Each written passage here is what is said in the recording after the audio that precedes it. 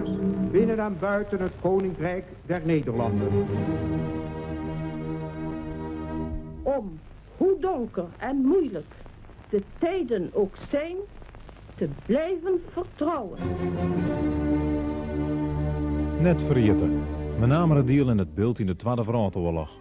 24 weken lang Else Tongesditting van Sauzandzaan bij Radio 1 horen. Presentatie Geert van Thun. Goeien en welkom bij aflevering Sontje van Net Vergeten. Verleden week hebben we praten over de razzia's en de gevolgen daarvan. Je hebben we doorjaren van de verschrikkingen van het kamp Zwartserweg in Wilhelmshaven. Ook in deze aflevering van Net Vergeten komen we te praten over een werkkamp in Duitsland. Dat van Hannover-Alem. Maar we praten over meer in deze uitsturing. Eén man staat Joen centraal. Een man die het in de oorlog een protomooi maken had. Een paar feiten. Hij was actief in het verzetswerk. Hij had met gevaar voor eigen leven een Engelse piloot in veiligheid gebracht. Hij is toch verrieën oppakt door de Duitsers. Hij had gevangen zitten in het huis van bewaring in Ljout en is uiteindelijk afgevoerd naar het kamp Hannover-Alem. Daar kwamen in aanraking met de beestachtige nazi-methoden.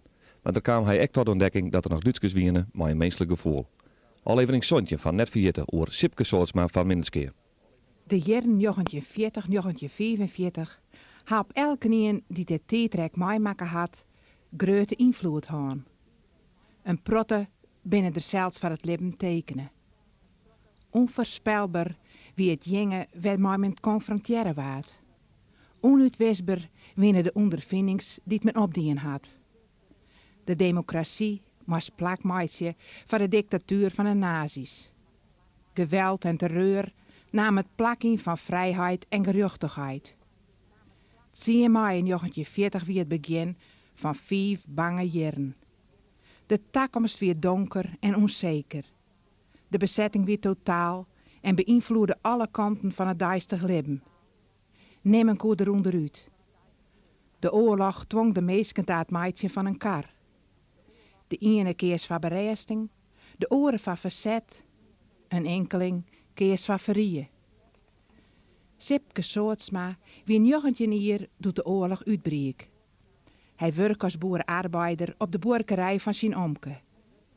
Stadig onrekke Soortsma belutsen bij het illegale werk. Hij hield zijn kar makken. Voordat de oorlog begon, zulde neertocht ha dat er nog eens een piloot helpen zou bij het ontvlechten van de Duitse vijand. Dags had er het dien in 1943. Van het begrip onderdoeken hier nimmer van de oorlog eer jet. Maar krekt als volle oren, moest ik zoals men verstapje om te ontkomen aan de verplichte en verfijde arbeidsinzet. En waar hier denken kan dat me trofferieën van landsman arresteren worden zouden. Maar het kwam Soortsma. Een verblijf in de Louterveensnis en daarna in een Duits werkkamp wie het gevolg. Het kamp had roelibbe, door een goede Duitse boel, Herman Knol. Geen meeske hier dat die hebben denken kennen. Alle meesken die de oorlogsjaren meemaken ha ze haar eigen verhaal. Sipke Soortsma uit Minneskeer, nou 21 jaar, is een van haren. En Sipke Soortsma in de studio. Hij is bijna op 4 november 1921 op de boerenplaats Eenhoorn in Kwamert. Hij werd dus al een heel skoft in Minneskeer. Welkom Soortsma, je bent in aflevering 3 van Net Vergeten. Ik alles hier in de studio geweest. Toen hebben we praten over de eerste oorlogsdagen, met name in Minneskeer. Ja, we hebben zijn dat jou actief in het verzet, jou zei zelf, dat valt nog altijd. Maar zei het net iedereen dat, die dat verder net weet wel? Als je het verzet dat stier doen aan het op poorten, nou, de ondergrondse net, zeg maar, het wie doe heel in het begin, hè? Ja. Nou, en toen heb ik hier en daar wel eens even geholpen met ze. En die piloot, die heb ik inderdaad, de spoor die ik helemaal ondergebracht naar Azië. Ja. Daar komen we straks even op het nu heen. Contact met Jelle Kuken, politieman uit Minneskeer. Ja, die weet voor geen politieman. Ja, hoe die Jelle Kuken een verhaal in Minneskeer zijn, ja, die houdt het maar de Duitsers. Ja. Jo, zei ze dat is net zo. Dat wie absoluut net zo, hè? Nee. Nee, hè? Kun je iets vertellen van die persoon Kuken? Hij wie eerst politie in Wienaam. Ook met je info. Ja. En door de roerplaats naar Minneskeer, door wij politie de Jong in Minneskeer, maar door de roerplaats naar Minneskeer, En ja, hoe ik nog mooi in contact kwam, dat weet ik net. Maar ja, die dan wel. We praten een soort. En nou, doet die piloot daar kwam maar die parachute doen. Ja, hij kwam die jongens bij u slaan en hij zei, nu maar even de jas aan en even mooi mij. En toen ben ik bij hem in de zijspan gestapt. En toen kwam die parachute daar. En die had hij in de wal terug, die persoon, maar de parachute erbij. En dan ben we daar weer waarom. En toen zei hij, nou maar stout deze vannacht, als de Duitsers, zit we alle Duitsers om ons heen, om Ja. in mensen. Ja, precies. Ziekie en mooi schijnwerpers en alles. En doet dat een beetje aan de kant weer, doe het hij mij weer bij die Engelse piloot gebracht. En toen ben ik rende, dus het hele spoor die ik langs gegaan. En hij stier op gevaarlijkste oerwijn tenminste met een groene zaklamp en een rode zaklamp. En als er reed, flikkeren, dan jongen we ze even daar in de wal en als er groen, dan rond ik terug. Ja, ja. Zo heb ik hem bij Oude Braaksma, dat we een jarabbelkopman in Haas in Loods bracht. Ik zal het verhaal even een beetje in het kader plaatsen, want het weer sneurt jong 27 december, een dag na Christ. Toen rekt er een vliegtuig boven minutkeer rekt in de baan. Dat zwart Del. Ja. Daar is iemand uitkomen. Die ene man die is vlechten en die is het omklopt bij een boer in een omkring van Haas. Die man die had hem niet jong, maar ja, had hem letterlijk oppakken laten door de politie. Dat is de verwarring in dit verhaal, maar er wie, nevens de verhaal, een Brits vliegtuig die het vlak daarna in de buurt van dat Delftwaarde toestel laan is. En ja, daar is echt iemand uitkomen, de orenfjouwer, die binnen arresteerd. En die ene man, die moest jou dus naar Haas te brengen.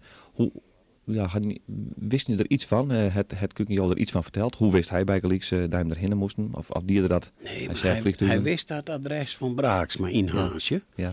Want je, daar zie je niet meer. En die gang dan, ja, ik heb wel eens zijn, ja, ik heb in ieder geval ik nooit, maar die gang dan maar die vrachtboorden tussen vrachtjerapels en zo, gang ze weer naar Engeland daar. Want daar ziet die oude Braaksma en Brunsma hier dat vroeger, die beide, dat waren twee koppelen. En, maar Braaksma die dier dat dan hoofdzakje. Ja. Waar hij jou die man oppikt, die Engelse piloot? In de wal. Waar? Dat kuken hem op een mooie peel. Een mooie peel, ja. Dat bij Durkjeboorden. Heet het dan, ja dat heet nou Durkjeboorden. Ja, zie je het nog. Ja, en daar in de wal, nou aan de Ruitwal, hier kuken hem Delteren en die hiet zien hem zijn dat zo lang zitten dat er iemand kwam. Dat had er die in.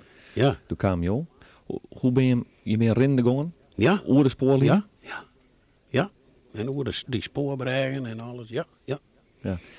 Ja, dan komt Jelle Kuken dus bij jou. Die zei, je mag even een Engelsman naar je Haas brengen. Ja, Hier nog net iets van. dat moest van mij doen, ja. Ja, precies. Ja. Ja, hoe reageer je erop? Zei je van, nou, dok even? Of? Ik ging er eerst in, ik zei, daar komt niks van. Ik ken die man net verstaan, hij zei, dat heeft er niks, hij rent wel achter die aan. Ja, en ja, heel nou, hier achter het Semeren en Esther Bierum langs en ja. Hij wie net verwonnen? Nee, maar keer hem niks. Keer hem niks. Je zou bij hem renden van, Ja. van mooie peel en daar de spoorlijn Ja. op naar Ja, Haas. maar zo dat we al in de nacht, ja, dat we al in de maand, toen Ja. wij in Haas. En toen had er mij een compassion. Dat heb bij hem hier. Dat kreeg ik dan als aandenken van hem. Ja. Ja, ik heb letterlijk gauw zijn dat zijn een vrouw nog wist hoe die man bedaren was en nou, Wist je al wel wat de namen weer van hem? nee. We wisten helemaal niks van hem. Nee. En ik denk, en dat is een spietig dat Jelle Kuken door omkomen is. Nou, en die hier misschien wel vol meer vertellen kan. Ja. Want die had er wel vaker in Haas geweest, ja? Ja. Die loods werd je ook aan, daar zie je meer Engelsen, hè? Ja, altijd twee, ja. Die stiel aan de boetenkant van Haas, ja. Dat, ja. Weer echt een verzamelplak van mensen die weer naar Engeland Dat moeten. heb ik later wel eens zijn, ja. Ja. Ja. Ik denk dat het in die tijd zou je vregeneerd. Je dient het en Ja. je hebben daar net Ja. even informeerd van hoe zit dat, denk ik. Nee, en och, ja, je praat er ik nog mee door. Maar je, toen ben wij ben later oppakt, maar toen begon de ondergrond zo bij u. Nou, daar zie je een heel soort, ja, en ik jongeman van mijn leeftijd in, die herbij, nou, Ja. hij erin zitten, maar ja, nee, ik net. En toen ben ik oppakt. En toen heb ik niks, wij hebben een periode, daar weten wij niks meer van, hoor. Nee. Doet wij voortwinnen net. Nee, dat is duidelijk. We komen daar straks over te praten. Zo'n reis, oer de sporen in de nacht. Ja, je herinnert dan naar Haas, dat is op zich al een prestatie, denk ik. Had je daar nog op waarom zeggen? Hij bang was? Hij dacht van, hoe jee, als dit maar goed komt? Ik heb wel eens bang geweest, ja. Als ik dan was aan oerwaai, hoe moest nou, het Semeren en het Biermen nou. En ja, dan, ik hier dat in je keer zo in, dus dat moest niet afbrengen. Dat moest gebeuren, hè? Ja. En als die kuken mooi reert of green. Ja. Ja. Hij reert gewoon dat je er net langs kon. Ja. Dat weet ik niet, maar altijd 2 keer. Ja. Ja. En wat dien je dan? Ja, Doe ik niet voor? in de wal. Ja. Je hoeft stel in de wal en stil lezen bleef. Ja. Dat is een verzetsdaad, kun je wel zeggen. Je helpen een Engelsman het land uit, kun je zeggen. Dat is een verzetsdaad. Je zorgt dat net, zal je ook, hè? Nou, nee, er ben heel soort die er volle meer verdienen, nou. Oh? Ja. Ja. Ja, dat ik van je beluisteren van, Riens Westerijn, zei die man, nou, dat is onnoemelijk wat die er net verdienen. Ja. Nou? En dan zeg je al van, dan wie dat van mij eens meneer. Nee. Na die tijd, hè, is er vaker een beroep op jou dien? Om eens wat te doen voor de mensen in het verzet, die illegaliteit? Nou, ja. Ja, maar, nee, ik hier nou direct net die contacten met die ondergrondse net. Daar zitten weer een hele andere categorie mensen in, hè. En, ja, ik geloof net dat Jelle Kuken daarbij, daar Jelle Kuken ik net bij. Nee. En dan winnen een heel soort ik in het dorp die zijn, nou, hij kon wel wat op het Duitse hoorn wijzen, want ja, hij ging aan te praten met Duitsers, had er soms winnen wel 20 Duitsers in mensen en dan stier hij er mooi bij te praten, dan dachten de mensen, nou, maar zo, dat is helemaal het geval, want dan hinder volle meer ongemakken gebeurt die mensen, hè. Ja. Wat dient je trouwens in de oorlog? Wat voor werk?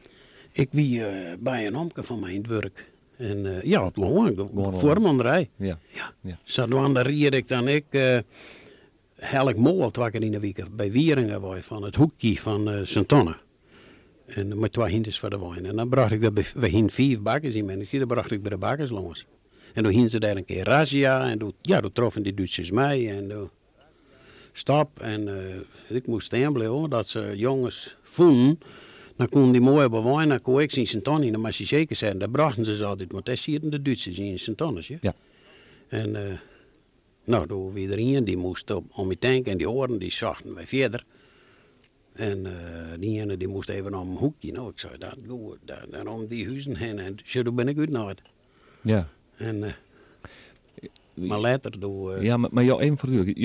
Jou wil charteren om mensen die het oppakt worden, maar hinder in wijn van minutkeer naar Sint-Anne te brengen.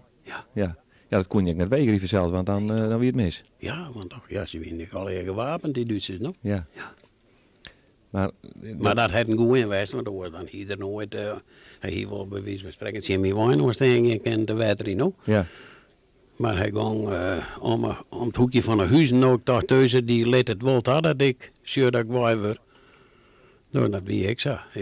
Ik wie samen waai en hij stier me achterom te zien, maar nou, hier ik moest te kennen. Hij die niks? Nee. Hinderwijn liet niet steen zelfs? Nee, nam ik mooi. Nam je mooi? Op een hinderwijn. Nee wel? Ja, vleek voor het, ja. Ja. Het dat geen gevolgen hoor, want ze wisten dat vanzelf ook wel wat je wien, want dan had je die in je werk werden. Ja, maar zo ik hier in Auschwitz, hè. Ja, je wien bij de voedselvoorziening. Ja, juist. En maar zo dat joeg doet ze u oppakt, hij joeg het niks meer, want toen zie ik in een hal onder het heer. En dat wie al even verrijdt, ja, want daar zien ze dus nooit van. Want ze hebben heel wat om je zocht, maar de bajonetten in het heer steken, als er ik leven kwam. Ja. Je bent oppakt om in verband met de arbeidsinzet, je moest naar Duitsland te werken? Nee, ik net. Waarom zochten ze jou? Mijn neef en een zwager van mij. Ja, dat wie mijn neef toen nog net en mijn zwager ik net, want we winnen dan net trouw. Nee, letters hoe dat zo worden, ja. Maar daar zochten ze om. Ja. En ik zie erbij in dat hal, onder het heer. Dus toen namen ze u zeker maar, no? Ja. Waar zie je het zij? In het heer, maar waar? Onder het heer. Onder het heer? Op een heerzolder en al hier heer. En daar hingen we al heel achter een kamertje maken. Mooi karton en hekken. Nou, daar kon je niks liep en zo. Waarom zie je het jou erbij? Ja, omdat dat vertrouwd weer, hoor. Ze zeiden, nou, daar komen de Duitsers aan en ze komen dit uit en ze komen het hier op. En dus ik in dat kamertje, no, en al jij voort. En, maar ja, ze zagen krek zo lang om al jij. Ja, ze zagen dus uit om al jij. Ze zagen zo, daar is hij al jij. Maar ze zagen krek zo lang om al jij. En ze kregen de hoen onder en naar de zolder. En daar hield ze al je piepers eruit. Dus die hoen die rookte niks, maar toen hingen ze al in de gaten dat er al... dus je krek zo lang zag dat ze zien. Ja. Jo, zei ze, we zijn verred. Ja. Nou, dat is ik absoluut. Ja. Want ze ging ik naar de zolder, naar het wijnhuis van Jem. En daar stiet een radio opburgen. Onder de vliering, achter het beschoren dak. En ze dienen maar de bajonet zag, als maar de kolf van geweer. En krekselen en het ledekant scoorden ze er van wij, want daar stiek ik naar ledekant voor. Dat scoorden ze er van wij. En toen vonden ze dat look nou. Nou namen ze de radio, maar toen namen ze mijn oom keek naar mij. Ja. Omdat ze daar een radio vonden. Ja, dat mocht ik al net, hè? Nee. Weet je nou bijvoorbeeld waar het verred had? Ben je hem daarachter gekomen? Nee. Ben we nooit achterkomen. Ik vermoed altijd wel in, maar nooit achterkomen. Nee. Ja, die mensen leven nog net mee, hè? Nee. Maar Nee, ik kan me voorstellen, daar is onuit denk. Als het voor jezelf zo duidelijk is dat je verrieren bent, hè? Nou, die man, ja. Maar die man ik heb vaak zijn, als ik er aankom, dan is er schurf. Hij stiet in een ploegje te praten en dan fietst ik er wel eens heen en dan ga ik erbij en dan doet het net lang. Nou ja, ik zal voor het jaar en dan was er wij. Ja. Nou, en ja, dat staat bij mij. Maar ja, je kan niks bewijzen, hè? Nee. Maar je hebt je vermoedens. Ja. Die Duitsers die komen daar dus, gaan op ziek. Je zitten daar in dat hal, onder dat heer. Ja. Ze beginnen te stekken met de karabijn. Ja. Ja, angstige ervaring, denk ik. Ja, dat is ik, zei je. Want ik lag voor. Ze stutsen maar de bajonet over mij heen. Maar toen stuwen ze de hoen en in zijn heel iets glopke. Dat hing weer alleen nog voor bomen, maar heer en daar komt de hoen aan, die gaat zo om je heen. En toen dacht ik nog zeker mee krijgen. Want dan zei er niks. Maar, ach ja, dat doe je dan ik net. Maar die hoen die bleef er zo om je heen staan. No? En toen sloeg die aan. No? Ja. Nou, toen zeiden ze, ja, maar dat zit ook worden. Dus toen moesten we erbij komen. Toen hij zei, alles erbij scoort heer en alles. En toen moesten we erbij komen. Ja. Hoeveel mensen had het doel oppakt? 4. 4 man. Ja. En mijn huid had dus in Sint-Anne gebracht, in de Massichékazerne. En in de palentax hier dat. En De palentax? ja, Maar dat was een luxe auto, maar een hinder ervoor. En daar kon ik 2 hinders voor, in het lang Texel dan, maar ja, daar hier ik een soort marine, ja. Maar dat moest dus hij dus in Sint-Anne brengen. Waarom moest je hem uit dan? Ja, dan moest hij wij moesten naar Sint-Anne en nou. En er waren 6 Duitsers, leuk. Ja, 6. Die weer met fietsen. Ja, die waren met fietsen. Ja. Maar ja, en die had dus in Sint-Anne gebracht in de Massichékazerne. En er was een Massiché, die koe ik, want dat we vroeger zouden leren, die Massichés en die polities die hun papieren even tekenen. Dan moesten ze een handtekening hebben. En toen koe ik. En ja, we zien een machine 8. De jongens, de naks, machine 10 in 1 persoon celsie. Dus we konden alleen net in zitten, laat staan. Dus, maar er stond nou wat aan, maar ik zat in die Massiché, die kwam bij huis. Ik zei, Maat, val ik even naar de wc. Nou, hij zei, doe meest wel even op uw wc, maar als het belooft, dat is net uitpiekst. Nou, ik zei, dat beloof ik. Ik dat maar nooit zijn. Want ik zit krijg op die wc en toen bracht die Duitsers wetwaar. Die ze oppakt heen. Die moesten direct in die cel. Ik heb al een jaar op een wc zitten. Ik heb de wereld wel uitwijzen kunnen. No? Ja. Maar dat had ik beloofd, dus ik dacht, dan rennen zij ervoor. Dus wij in de cel en door de orenmaas, ja, wij wisten niet net hoe het was. Toen kwam Bielsma, Johannes Bielsma, dat is firma Bielsma.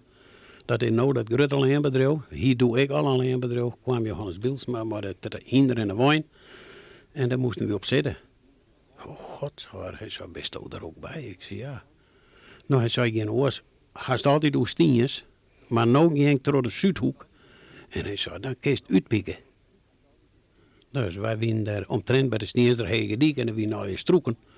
En ik spreng van de wijnhuis en die vier Duitsers die het op die hoeken van de wijn die scheerden direct. Dus ik bleef er direct weer staan. Ja.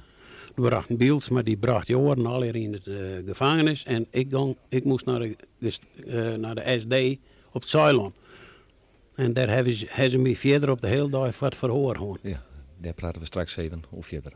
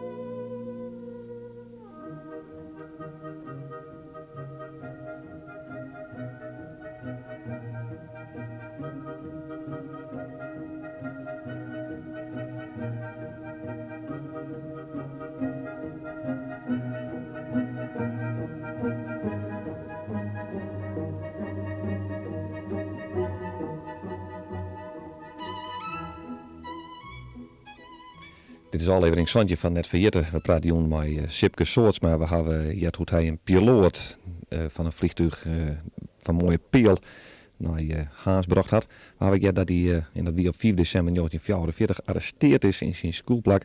Hoewel hij dus eens neer te vrezen hier hij een Ausweis, via Bobbert de leeftijd voor de arbeidsinzet. Maar ja, hij weer verstopt en dus toch naar Duitsers, die zal ook wel wat misdienen hebben, die nemen we ook mooi.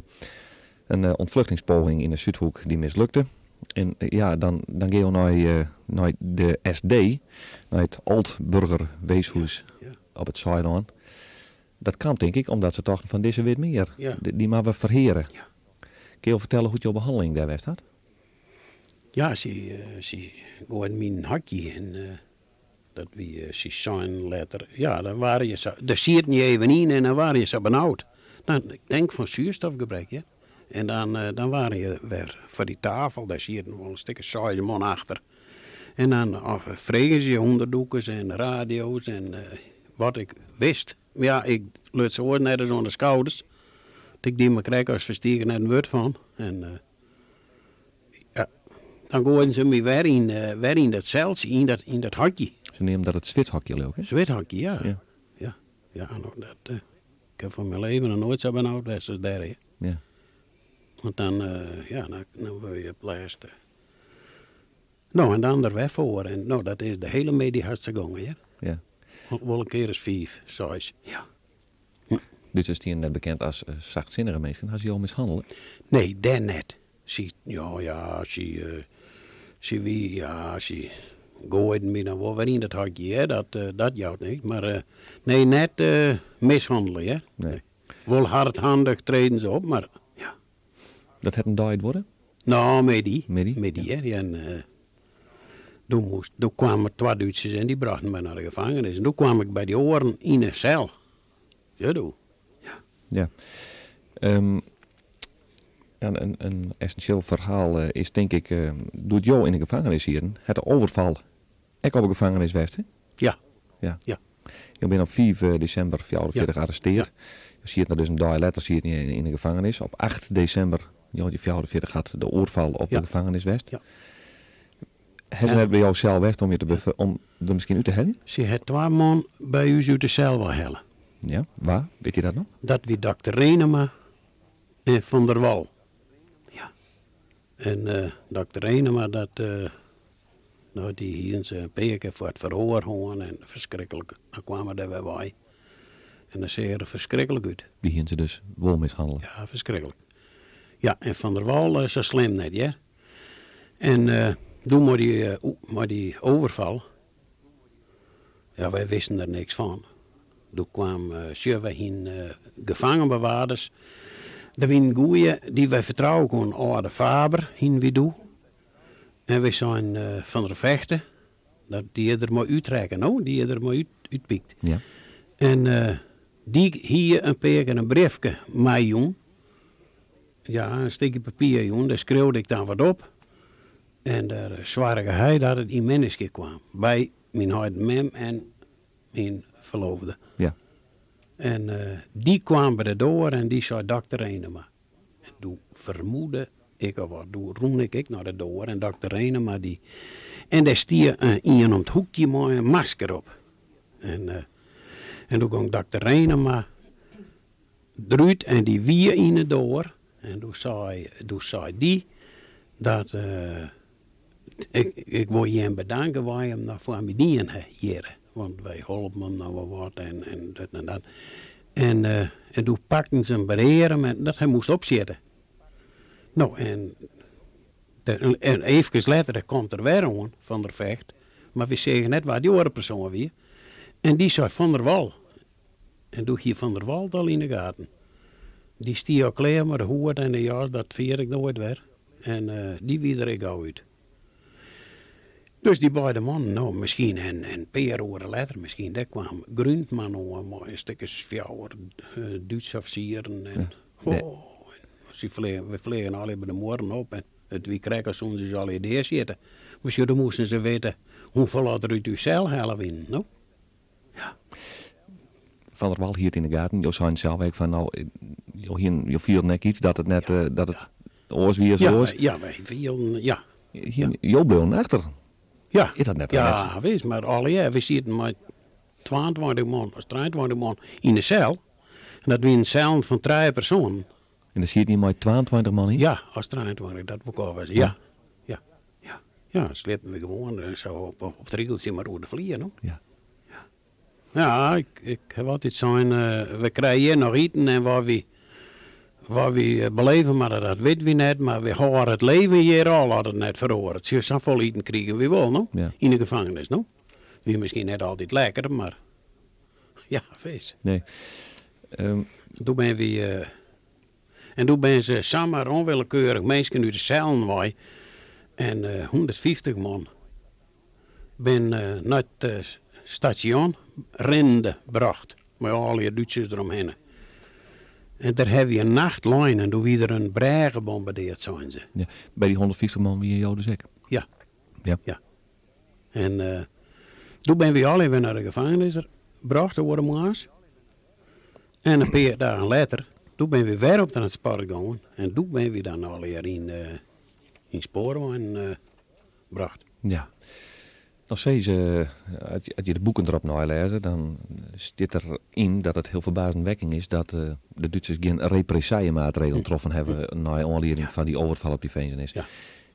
Jouw verhaal gaat een beetje door een richting dat je zei Ja. van ja, maar wacht even, wij worden naar aanleiding daarvan op Wij transport zoeken zelfs. naar Assen. Fries als Assen. Daar moesten we heen te graven. Loopgraven, meisje. Daar de meesten heen gaan, no? Daar gaan een heel soort heen die oppakt waren. Daar zoeken wij ik heen. Maar als je doet maar die overval, toen ben wij, hij is 150 uit de gevangenis pakt. En die ben op transport gegaan, nee. En die waren, ja, we hebben eerst in Hannover zitten en toen werd dat plat bombardeerd in het hotel, dacht ik, wie dat. En toen ben we in het kamp gekomen. Ja. Ja. Maar dat is opvallend, hè? Want wat Ja. je direct op les zegt, nou die Duitsers heel wonderbaarlijk, Ja. maar ze hebben niks dienen. Maar ze hadden het wel degelijk wat dienen. Ja, ja. Want je bent het slachtoffer min of Ja, meer nou van- dat hebben wij altijd zijn. En er ben een heel soort die, die wil er ergens niks van weten. Nou? Nee. En mijn maat en ik. Heb ik nog wel maten die zeiden, ja maar inderdaad. En daar, dan ging je er direct achterom, maten misschien en direct dat je in. En nou, maar ze hebben hier wat een reunie gewoon, no? Van die knakploeg, no? Nou, toen hebben ze er al een feest aan, toen heb ik bellen, hè. Zei, weet je wel dat er ook een bleun binnen in Duitsland van die 150, nou? Ja, en die nou bestaan. Als je daar ook eens mee praten, nou? Ja. Als je die hebben er altijd achteruit houden, zeker, want... Ja, hier neem op dat moment direct in de gaten van, ja, dit is dus omdat er een overval geweest is, wij binnen daarvan Nou, de dupe. ja, dat weten wij net. Ja. Dat weten wij net. Maar wij zoen alleen Fries en Assen. Ja, in het wilde Duitsland. Ja, Dus je zei van, dat is duidelijk ja, dat er ja, nou. een verhoring Ja. in komen Ja. is. Ja. Ja. Ja. Die reis naar Duitsland, hoe weer die? Nou, dat is net best. Maar het spoor natuurlijk. Ja, Bij de en we trein. hebben in Leer een dag staan.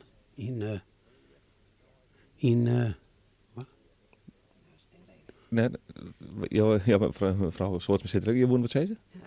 Nou, je hebt nog Even voor de microfoon graag, hoor. Dan. Ja, je hebt ook nog op het station liggen zitten en dag en nacht in. Ja, maar dat zou ik niet. Ja, dat hij verteld. Ja? Maar in een trein. Ja, Ik neem net om in eerste klas coupés. Nee. Nee, en toen ben we naar Hannover gegaan en daar ben we uitladen. En toen kwamen we in een hotel. Nou, daar ik al hier en daar bewaking omheen. Het voel ik net aan om daar uit te pieken, ja. Die niet wel steeds in je achterhal. Ja. Voort kom ik in Ja. en ik vertrekken. Ja. En we altijd, maar dat wie vallen geen mogelijkheid, want dat ze in een ren zeggen, dat wie daar, want we zijn verschillende keren uit ons kamp geweest, nou. Want er zit een dominee bij ons in het kamp. Dat wie dominee Dijkhuis van Aldermarkt. En die heb ik 3 keer in het liekhokje gebracht van Velber, dat wie een heel iets boerendorpje, vlak bij ons kamp. Ja. En als het dan vol alarm weer, dan gaan de Duitsers vliegen al hier in schuilkelders. En dan brachten wij dominee Dijkhuis in het liekhokje in Velber. Zwitser Lond en ik. En Waarom dien je dat? Waarom moest hij daarheen? Hè? dan kwamen er 2 man van de ondergrondse van Duitsland. En die scheerden hem en die hier knipten en daar kreeg er eten en daar konden hem douchen bij die mensen. En dat Duitsers dan brachten ze hem weer. En dan gingen wij maar dominee erin. Dat hebben we 2 strijken dienen. En toen zijn die Duitsers, hier is een heel soort eten voor hem. En dan hoe je net op dominee te wassen, want dan komt er net weer, want we zitten bij dat er in Nederland komt. Weer op zijn plak. En dat is ik gebeurd. Ja. Want toen had er hem us beloofd dat hij zo een brief schreeuwde naar mijn ouderen en mijn verloofde. En dat had er ik niet. ja, Toen dat wisten ze thuis in mensen wat wij zierden. Ja. Dat weer een illegaal netwerk. Ja. In Duitsland. In Dat is Duitsland. opvallend, ja. hè? Ja. Ja. Ja. Ja, dat heb ik nooit denk ik. En Even naar het kamp Hannover-Alem. Het wie een kamp werd nogal wat Russen en ook Jorens hier. Hè? Ja. Ja. Kun je beschrijven hoe dat kamp eruit zag, hoe het daar wie? ja, verschrikkelijk. Die Joden in een volle minder plek en die zitten er een volle langer verzeld. Ja, dat wie een kamp van 1500 Joden, maar dat wie lang geen 1000 Joden meer. En daar ging nou per dag, ik weet het niet, maar hoeveel later net het leven lieten, maar die wien was zo verschrikkelijk. Toen waar ik kwam, dat veer ik nooit weer in het kamp. Toen zijn we, dit is net best potverdikken. De snotten en het rond die jaren zo al hier. Verschrikkelijk, die staken nog. En we zeiden, dit is net best, dit is het eind. Wij winnen nog, wij kwamen nog goed in het kamp. En en die Russen en daar zitten Belgen en er zit van alles, hè. Ja. Zo die hint weer even bij, maar die Joden die winnen was zo verschrikkelijke men, hè. Door de bevrijding kwam ik door. Stuitsen ze die barakken, maar die zieke Joden ik niet in de brand. Die lijden er nog in? Ja. En die stutsen de Duitsers nog even in de brand? Ja. Door de Canadezen kwamen. Ja, want wij hadden nog verschillende uitschouwd. Nou, ik heb wel eens zijn. Het was een volk net beter krijgen. Er wie een oude baron. Daar hier ik een paar keer eten hellen. En die wou ik wel graag dat ik bij hem onderdoekte, maar dat wou ik net, want ik wou bij mijn maten blijven. Maar dat wie een baron Meijer en daar heb ik verschillende keren geweest om eten. En, Kon dat zo mee? Dan, Nee. Dan moest je ja, dan pikte ik uit. uitpikken. Ja, nou, en Maar- net bij dat je het terpeert in verzeld. Nee. Maar, en dan, ik heb wel gewoon, dan ging ik naar de barones. Dat was een hele hege, dan mocht ik mee douchen. Dan kwam ik daar, dan mocht ik mee douchen. En wat whisky en dan, als het dan vooralarm weer, dat wie misschien een paar 100 meter. En daar hier zijn een schuilkelder, daar ging volle meer Duitsers in. Maar die ziet was aan en onder die granietratsen. En daar is een hele kamer. En dan bracht ik de barones, die hier mij in de arm. En die bracht ik haar te plak en dan kreeg ik zo'n grote plak reep, dat veer ik nooit weer. En dan roem ik weer naar de baron. En dat wie aan de zijde van het officiersopleidingskamp van de Duitsers. Maar ze sloegen van die barones al hier aan, ja. Want die baron, die hielden al wat te zeggen. Ja, maar je zei, ik piekte uit, maar er werd de bewaking in het kamp. Je kon toch net zomaar gaan en steen wij Wat mooi. er vooralarm wie dan ging, de bewaking. Maar er weer de Duitsers voor. Die gang al in de schuilkelders. Ja. Zie? En dan Ja. maak je Ja. af van de gelegenheid Ja. gebroek. Ja. En dan kon je... Ja. Ja, en dan wien een jongen van het zien, maar de meesten, die dwarsen net, ja. Maar ja, we zijn, we hebben hier gezien, we stieren even door de koel, als door de honger. Ja. Nou, Want ik neem aan dat het eten in het kamp... nee, dat Net wie- best wie. die ene dag wie het koolwetter en de andere dag wie het raapwetter.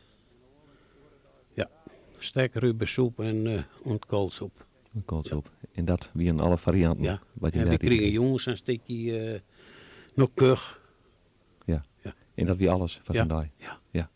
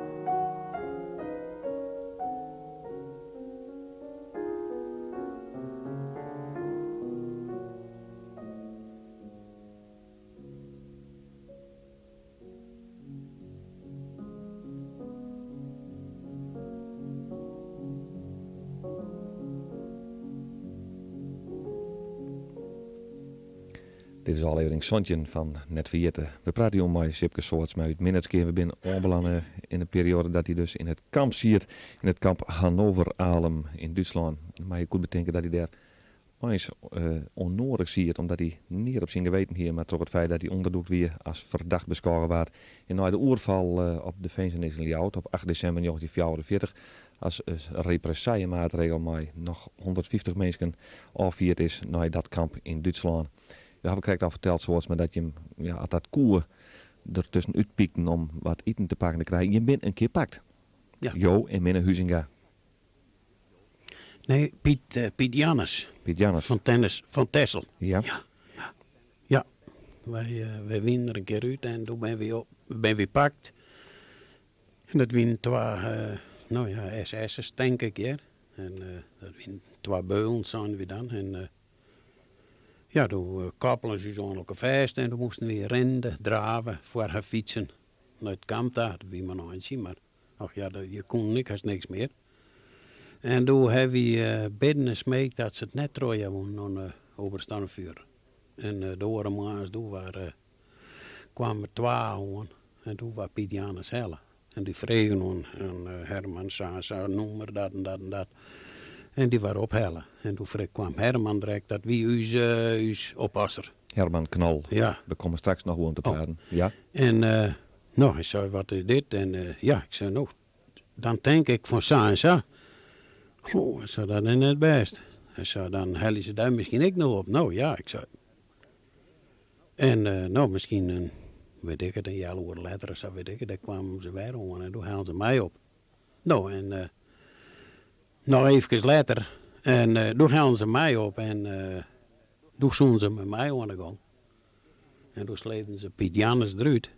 En toen zoen ze met mij aan de gang. Dat was een zaal. Ja. En daar zitten dan we zijn dan Schäfer en Müller, dat waren dan de grote beul. En toen zoen ze me, tenminste dat dacht ik. En daar komt Herman Knol erin vliegen. Hij zei dat deze persoon net weer bij mij op werk komt, dan laat alles stil. Want ik zei, ik wie voorwerker worden.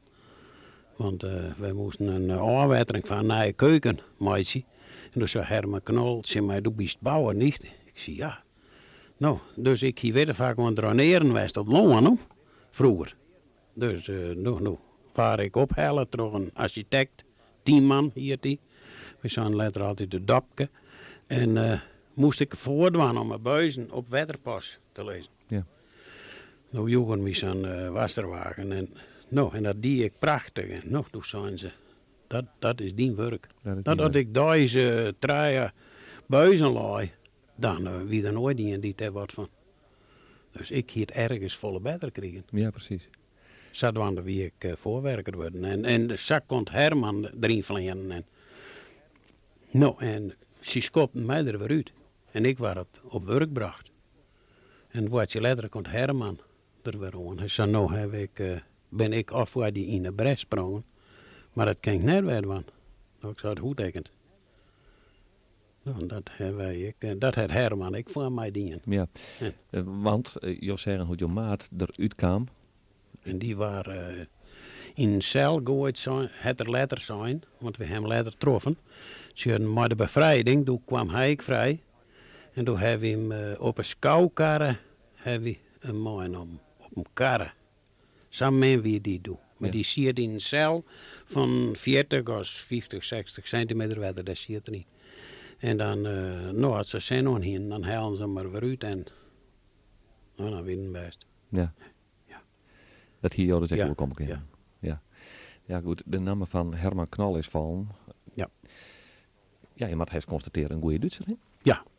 Herman Best. Knol wie zeg maar je bewaker. Ja, Werd je hem bewaker. Ja. daar is mij aan het werk wie ja. en die moest je hem in de gaten houden. Een goede Duitser dus. Een hele beste dit. Ja. Hij vrouw en zoon en die zoon die wie sneuvelen met een bombardement. Dat zijn vrouw en hij winnen naar de jaar en hij wennen in Miesburg, als bij Miesburg. Hij hield 3 keer weer plat bombardeerd zijn huis. En dan weer dat zo. Wij werkten vlak buiten het kamp, met 24 man. En dan moest er aan 6 uur daar moesten we werken. En dan wie zijn bus moest er omtrent een uur was hij op zijn bus. Om thuis te komen. Een oude houtgeneraatorbus reden ze in hier. En dat er een kwartier of 20 minuten eerder dan die er een uur kon omzien. En dan kon er, dat scheelde meer dan een uur dat er thuis kwam. Dus zou ik staan er voor in. Dat deze mensen al hier op haar werk bleven. En dan hier Alfred, die kwam uit Bohemen, die hier een orenploeg. En die liet dus dan tot stek erin. En die tel dus dan ik had het wel weer verzeld. Maar uw ploegje, ja we winnen in het lijst om maar meer maar een man 18. Maar dan kon Herman een oren eerder. En dan als er dan maaswerf op werk kwam, dan joeg er mij een drupje uit een flesje hier en nog een. In de nekken, ja? En hier, en we hebben nooit een luis aan zo. Nee. En dan hier er een sastikje koken. En nou, de brust ze nog witte vaak de hel daar. En zijn sigaret die er dan ondersteunt, daar dienen we alle jaar een loekje van. Ja. Want dan houden het er zelf maar een paar loekjes over. Maar goed, even voor mijn duidelijkheid. Een goede Duitse CCO. Ja. En dat neem ik aan dat ik jouw verhaal hier. Maar hij wie daar wel bewaker. Ik bedoel, hij wie wel in dienst van Ja, maar hij het hier systeem. soldaat was in Duitse dienst, dat moest. Net dat er ervoor weer, toen iedereen Stalingrad vochten. En er iedereen scherf door de holle gewoon. Had er tijd in het ziekenhuislijn. Hij zei, de Japan, dat kon ik nou wel zien, hè. Er helemaal aangehouden en dan weer opereerd aan de holle. En toen weer aangekeurd voor het dienst. Want hij wie ik net. Ja, hij is al even bij hoor. Maar, toen moest er oppasser worden. Ja. Zodoende is hij, Die Herman Knol, die hij hem na de oorlog... ja, hij wil later heen geweest. Nou, ik weet wel net hoeveel jaren hebben we schreeuwen met hun. En, maar we hebben hier wat later, na de bevel, ben we erheen geweest. Ze schreeuwden nou komen, want wij kunnen net bij hem komen, want we hebben niks. En toen konden we ook net bij haar eten en drinken en sliepen en zo, want ze willen niks hier. Maar wij zitten in een hotel, in een gasthuis daar. En, maar dan winnen we daar is altijd maar Herman en Friede op stap. Maar de auto zegt me steeds, ach, dan zeg ga ik nog wat, zei ik nog wat. En, nou, ja. Ilten wennen ze doen. Hilton, Ja. ja. Ik wil nog even waarom naar het kampregime. Want ja, ik begreep dus jou een Herman Knol, die ging naar huis. En je moest weer waarom naar het kamp. En nou, ja, je bent er in december 44 heengegaan. Dus we zien een extra staar gewoon in het lijst van de oorlog. Kon je nou merken dat het oors werden naarmate de tijd vorderde? Heb je dat kamp? Werd het regime bijvoorbeeld strenger daar toch? Werden ze de Duitsers werd het minder? Dat hebben wij eigenlijk net. Dat hoor ik net te zeggen, ja. Want misschien had het in het eerste nog wel soepelder geweest is, ja. Dat weet ik net, maar zie je die Russen hien nog minder dan wij, hè. Nee. Wat het eten is dat betrof. Want wij winnen nog edel Germanen, Ja. maar dat winnen dan de enigste niet, maar Ja. Maar toch moest hij hem, als er appel weer, op een knibbeltje, heb ik begrepen. nou, ja. Hoe ging je dat? Je maas betiet eruit en dan... Nee, als er eens wat gebeurde, als ze mensen heen, dat denk ik, ja, zijn wij dan wel eens. En dan werd appel en dan moest je ontreden. En als de oberste armvuur kwam, dan kon je maar op een knibbel. En dan wien ik Russen, die dienen dat net. Nou, dat zonder pardon, ja. Die werd een deeltje. Ja, Vanwege het simpele feit dat ze net op een knibbel ja, kwamen. die Russen, daar heb ik zo'n respect voor gekregen. Ja? Ja. Ja, daar heb ik wel zo'n respect voor, ja, werkelijk weer. Ja. Ja. De bevrijding, die komt, je hebt wel even iets verteld, wat dat de Duitsers doen nog even een barak met zieke joden in de brand stutsen. Ja, alle braken. Alle barakken, die in de brand. En toen doet zij de stekenbuis hier op een ding. Want Schaefer en Mulder, die zonden een blauwe, maar Mulder die hem zelfs opknoopt. Maar Schaefer die ging maar de witte vlaggen naar het grote poorten om slaten van het stek. Nou, en toen pakten die Russen hem die te winnen en die helemaal uit de squad. Ja? Ja. En, maar toen winnen wij vrij, toen kon ik de stekken niet hebben, maar toen wie die baron Meijgen, die wie allemaal zekken gedestilleerd water en moolkoekjes van die zieke jaren die hinze boeten doorsjouwt. Hij wij ik nog maar helpen, want hij zei mij direct en direct me helpen. Dan hebben we een zieke jaren naar boeten sjouwt, dat wie val ik niks meer, maar ja, en die joeg hij, die baron, die joeg, want die koe ik wat Nederlands, ja? Want die hier wel in Den Haag west en die hier wel in Engeland west, die baron. En Je bent dus door de Canadezen bevrijd?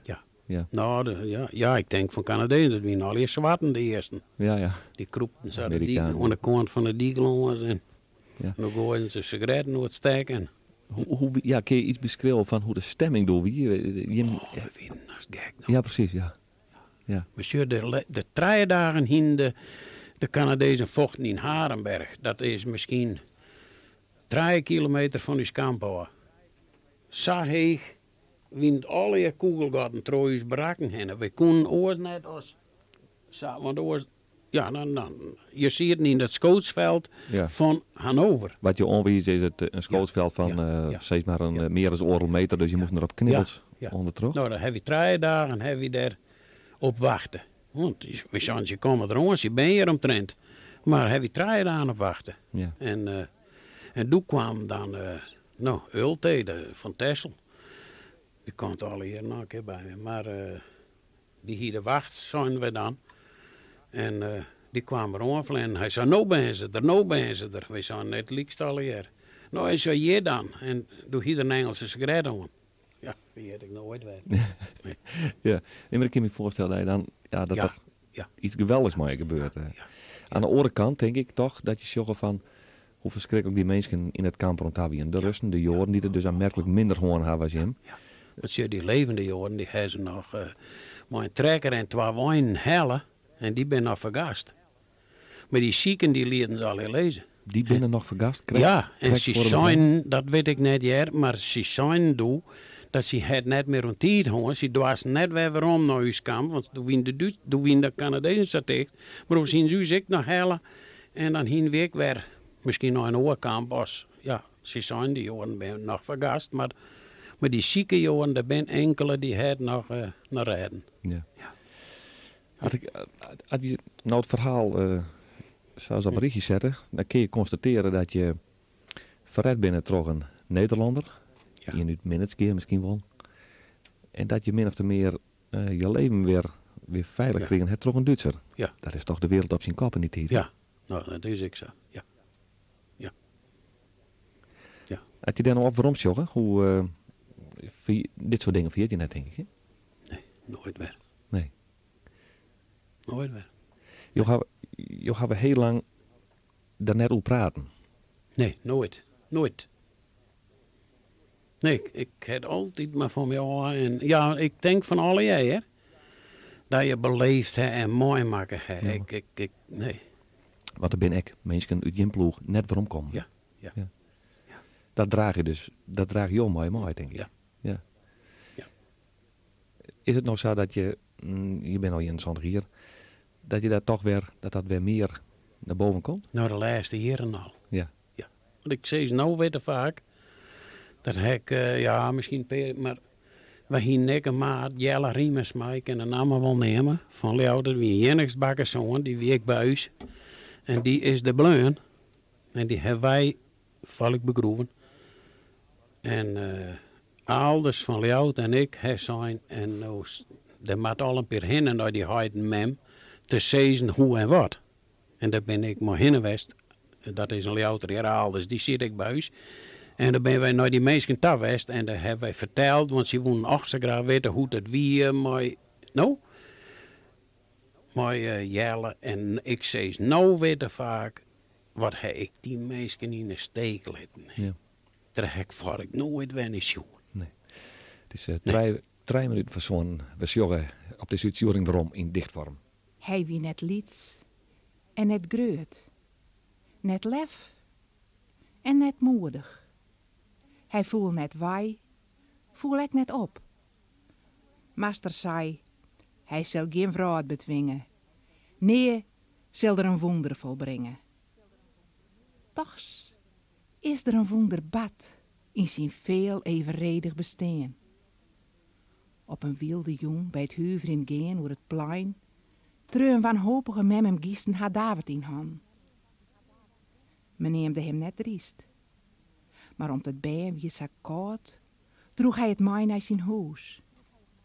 Zo'n dat stuit zich hij overal te vraat, smekende mem en helpleze ben. Zijn vrede wie no verlen, bliek iedele waan. Men acht hem net moedig, maar dags, hij waard partisaan. En hij hier sa een oren en diepere vrede voor altijd woon. Doet de SD'er hem een handlaai op de schouder, wie er vreselijk benauwd. Nog op een lugubere schouder viel er hem wif. Dags bij het tramtjerjen, geen namme verred. Want hij zegt jimmer de egen van memmen en bijen. Der trog, koe er mij hopen reistig Janine lopen, zijn laatste moon. De vrouw had hem een gauw eens verlen uit onthoud. Och, hij wie zo gewoon. Vaaks had men amper dit wonder vernaam. Maar doet er daarboven kwam, had eentje hem zijn. Do trouwe, moedige feind. Binnen aan het aankomen van de aflevering Sontjen van Net 40. U stank uit naar Sipke Soortsma van Minneskeer. Na week tonsdag, dan ben we er weer. We praten dan over been in oorlogstijd. Na week tonsdag dus, om 6 uur bij Radio 1 horen. Net 40.